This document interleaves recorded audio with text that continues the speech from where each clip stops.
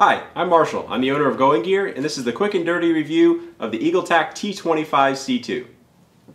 Alright, here is the Eagletac T25C2. Pretty cool light, a lot of different options that you can get with the different LEDs and the kit versus non-kit. So let's talk about kit versus non-kit. The stuff that you get with either version, you get a couple accessories. This ring right here is if you want to remove the cigar grip ring. This replaces that. This is a shroud that you can put on the end so you can make it tail stand if you want to do that, or make it where you got a little bit of a recessed button. This is a lanyard, pretty nice lanyard. A couple spare O-rings. User manual, always worth a read because there's a lot of hidden features and stuff in this light. Nice rigid holster. Stuff that comes with the kit.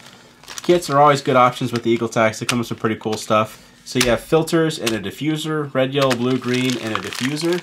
If you watch our extended review, you'll see those in use. So you can actually see what they look like. And cell extenders. So these are 3 and 4 cell extenders, and you can make it where you can get better battery life. They're not going to increase the output, but they'll make the light longer if you like a longer light, and also increase the runtime. So you have one that'll add a 3rd cell on there, so it'll be 3 CR123s, or this one will make a 4th cell, so 4 CR123s, or 2 18650s. Okay, so here is the light itself. You see there in the front we got the reflector, Cree XML2 LED down in there, some specs on the light, 965 ANSI lumens.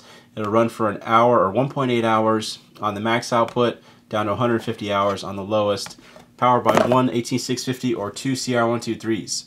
So 2 CR123s are the way to go if you're going to use the light very infrequently. So if you're going to have it in your truck and use it, you know, once every 6 months or something like that, because they have really good shelf life, really good temperature operating range. If you're going to use it on a regular basis, like most of our customers, 18650s are the way to go because they're more expensive up front, but they save you a lot of money in the long run because you can recharge them. You can recharge them hundreds of times.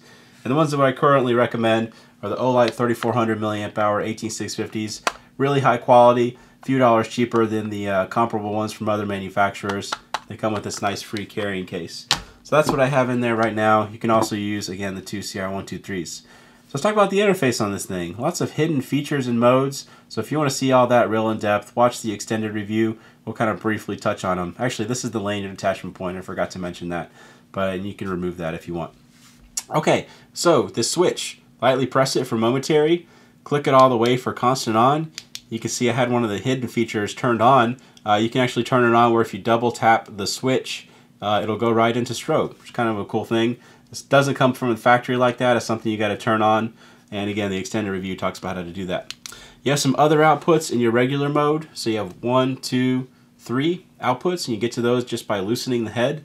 And you know, if you're just using the switch, it does have a memory because it's actually a physical thing. So it's physically where the head is as to what output it's going to go in. You can see from any of those, you can get right into the strobe. There's also a hidden tactical mode that you can get into, and you have some hidden flashing modes as well.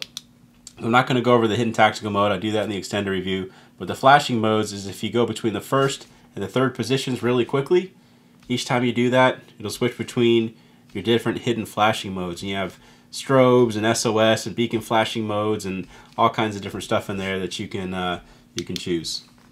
So a lot of features on this thing, a lot of different things that you can do. It's a really cool light. Its predecessor, the T20C2, was very, very popular for us, and this is a nice upgrade to that.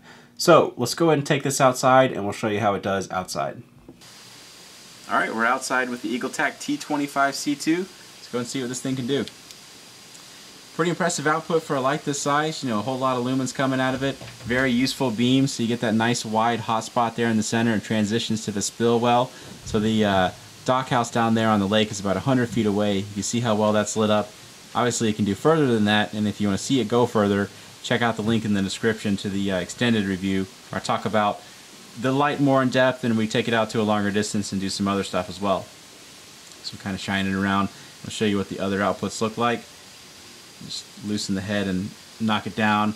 That low one is great for up close kind of stuff, and then you see it actually makes it out to distances pretty well still. Okay, so there you go. That's the Eagletac T25C2. If you like it, you can buy it from us at goinggear.com. Any questions or comments, you can reach me in the comments or at goinggear.com. And that's it. Thanks for watching.